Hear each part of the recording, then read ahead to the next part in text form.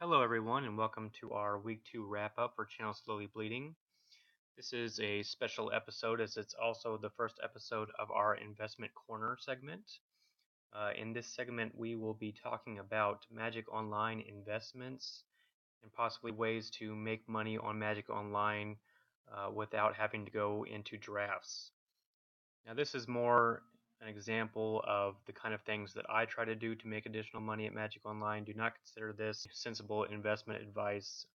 This may not work out in my favor at all by the end of this experiment, and that's exactly what it is. It's an experiment.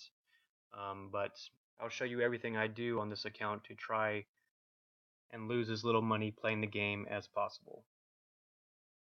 So you see here several of the cards that I have chosen to invest in this week. Vintage Masters is a very unique set in the sense that it automatically includes the most powerful and rarest cards in the game, and it introduces the vintage format to Magic Online. So these are cards that you know will have value going forward and will probably not be reprinted very often. You may see the Moxen, the Mox Jets, the Mox Pearls, Mox Rubies, and the other Moxen come up again when they do Vintage Masters 2, if they ever do that in maybe 2 years. But it's not likely they will be reprinted before then, so my assumption is that they will continue to rise in value after Vintage Masters rotates out in a couple weeks. So that's why I've chosen now to go ahead and start my investments, and they will continue for the next couple weeks until Vintage Masters rotates out and Magic 2015 rotates in. So I will show you what I've paid so far for the cards that I have currently chosen to invest in. I have 6 copies of Library of Alexandria for $14. Yawgmoth's Will, I have 3 copies of that card, cost me $5 total. I have 3 Mox Jets, I paid $62 for one of them and $60 for 2 more of them. I have 3 Mox Pearls, I paid $60 for one and $57 for 2 others. $55 for a Mox Ruby, $18 for a Time Twister, 4 Flusterstorms for $12, and 8 Tolarian Academies for $18.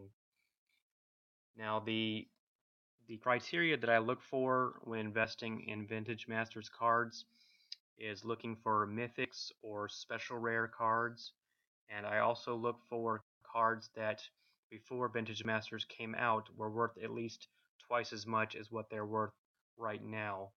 So I assume that over the next year these cards will slowly go back to their previous value and hopefully double in value.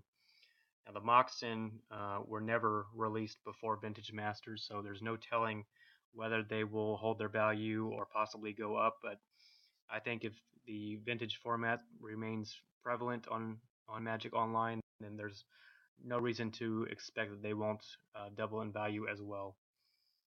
So that's a short description of our current investment strategy, and I will make another video in the future when I increase my investment card pool, and I will show you whether these investments ever make me money or lose me money in the long run. As for the rest of the wrap up for this week, we did a Theros block draft. We lost in the second round. It was an 8-4, so we didn't win any packs. We did acquire a Courser of Kruphix and a blue-white Scryland. Those cards were sold for $8, and our draft cost us $9. So our loss this week was $1. And currently, after 2 weeks and 2 drafts, we are $1 in the hole, and so we are truly slowly bleeding at Magic Online. Thank you for joining us this week, and we will see you next time.